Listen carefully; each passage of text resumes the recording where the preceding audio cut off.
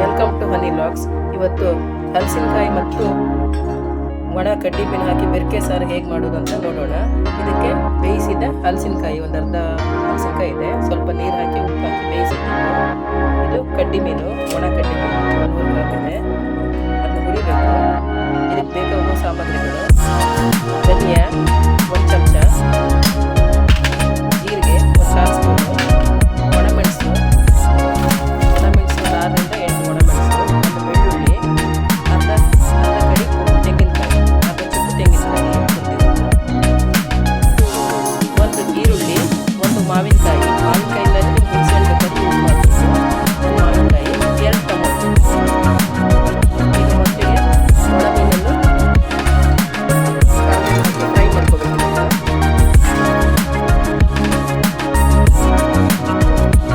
ಒಣಮೀನು ಚೆನ್ನಾಗಿ ಫ್ರೈ ಮಾಡ್ಕೋಬೇಕು.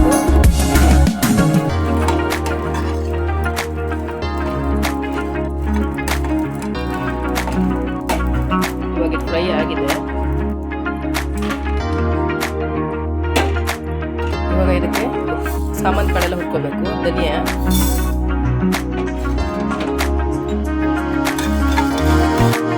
ಹುರಿದಾಗಿದೆ.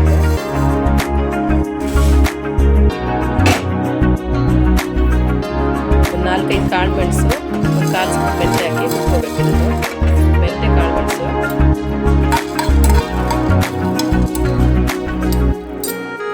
ಮೆಂತೆ ಈ ಥರ ಚಿಟಪಟ ಅಂದಾಗ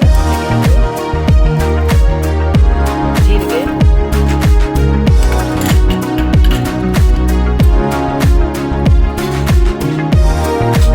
ಸ್ವಲ್ಪ ಚಿಟಪಟ ಅಂದಾಗ ಫ್ರೈ ಆಗಿದೆ.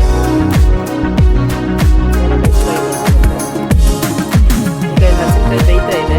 ಇದಕ್ಕೆ ಟೊಮೊಟೊ, ಮಾವಿನಕಾಯಿ, ಈರುಳ್ಳಿ ಇವಾಗಲೇ ಹಾಕಬೇಕು.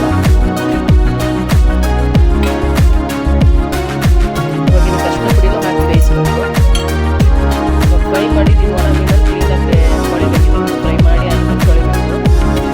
ಇವಾಗ ಬೇಯ್ತಾ ಇರೋ ಟೊಮೊಟೊ ಇರ್ತದೆ, ತೊಳೆದಂತೆ ಒಣ ಮೀನನ್ನು ಹಾಕಬೇಕು.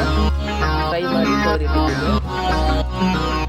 ಮಿಕ್ಸಿಗೆ ಮಸಾಲೆ ಮಾಡಿದ್ದೆಲ್ಲ ಮಿಕ್ಸಿಗೆ ಹಾಕಬೇಕು. ಮಸಾಲೆಗಳೆಲ್ಲ